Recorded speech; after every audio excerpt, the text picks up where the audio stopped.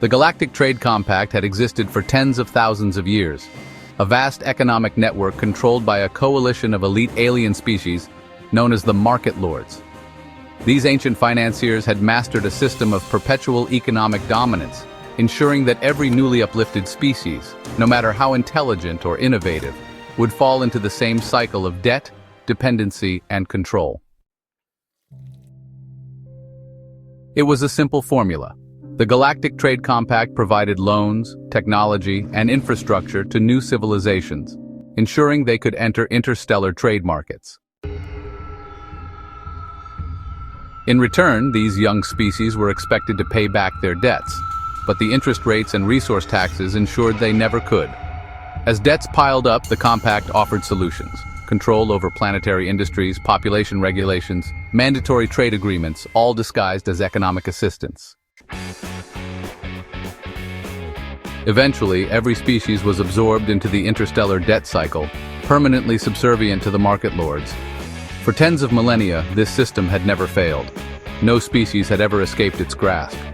Those who resisted either collapsed under economic strain or were outright dismantled through engineered recessions, forced planetary resource depletion, and devastating manufactured conflicts.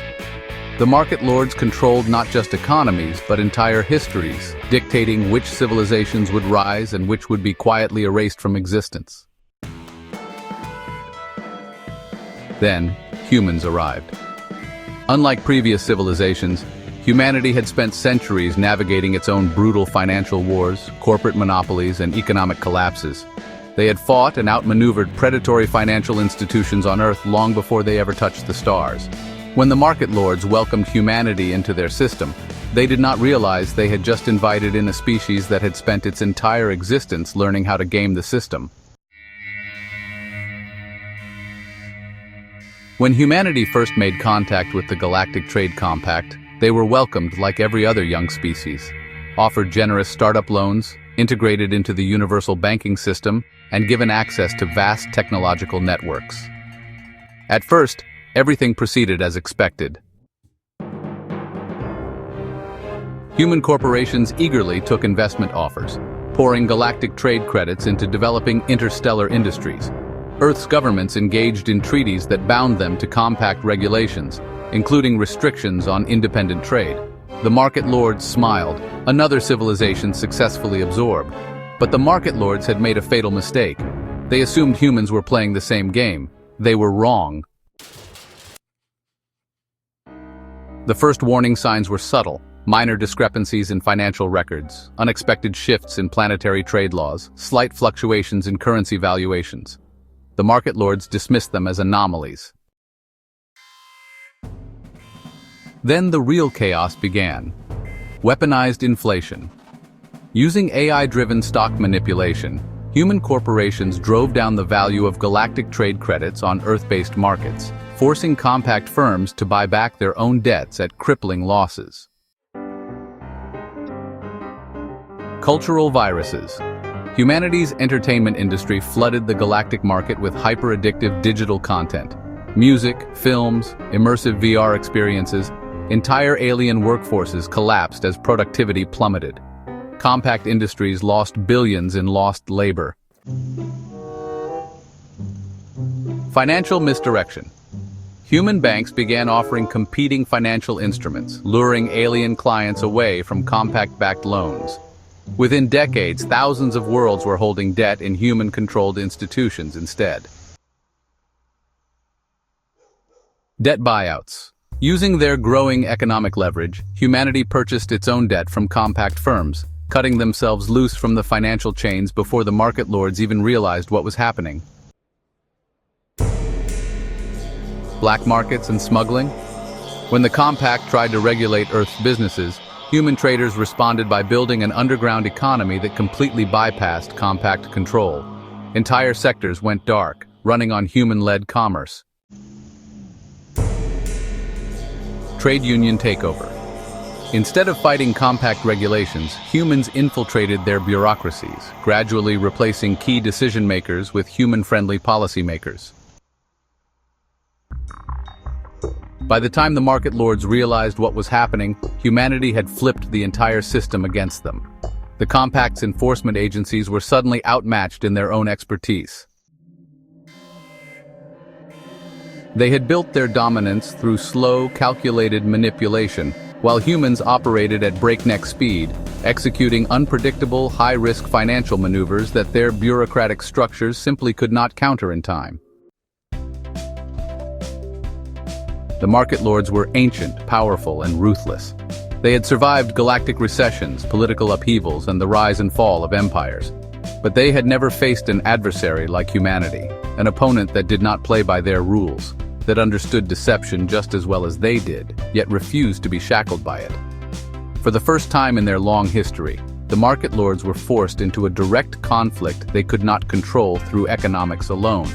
They had crushed economic resistance before, and they would not allow humanity to escape their grasp. Their response was swift and brutal. Economic sanctions.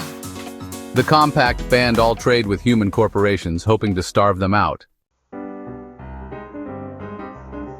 Currency collapse. They flooded the market with counterfeit human credits, attempting to destabilize Earth's economy. Hired mercenaries. The Compact deployed private security fleets to seize human-controlled trade routes and reclaim assets. Planetary embargoes, human colonies were blockaded, cutting them off from critical supply chains. But humans had anticipated this, and they fought back in ways the Compact had never seen. Decentralized trade networks. Instead of relying on a central economy, humans spread commerce across thousands of independent hubs, making it impossible for the Compact to cut them off. Corporate guerrilla warfare. Human megacorporations hired their own mercenary forces, engaging in open battles with Compact enforcers. Privateers raided Compact-controlled shipping lanes, turning economic war into literal war. Bank heists at galactic scale. The Omega Directorate, humanity's intelligence network, launched a covert operation to hack into Compact financial systems. Within days, trillions of galactic trade credits vanished, leaving the market lords financially crippled. The hostile takeover. A coordinated financial strike saw human corporations buying out Compact-owned industries from within, flipping entire planetary economies overnight. The final blow came when humanity exposed the Compact's history. Secret files on centuries of economic slavery were leaked across the galactic network.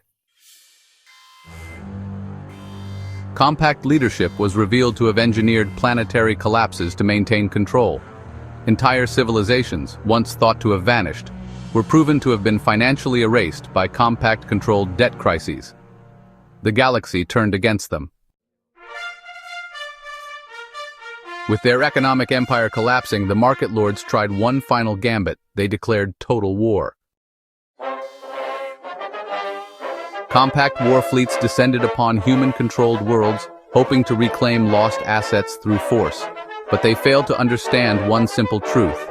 Humanity was never just fighting for money. They were fighting for the right to exist on their own terms. The Compact had never before encountered a species that would rather burn the entire economic system to the ground than accept servitude. For the first time, the Compact's standard response, economic warfare, was turned against them, and they had no contingency plan. They were fighting for freedom. Allied revolts, alien civilizations, once bound in debt, rose up against their financial overlords, joining the war on humanity's side. Cyber warfare blitz? The Omega Directorate shut down entire Compact war fleets, leaving their ships drifting and defenseless. Orbital sieges, human-led coalitions blockaded the market lords' core worlds, cutting them off from their own resources.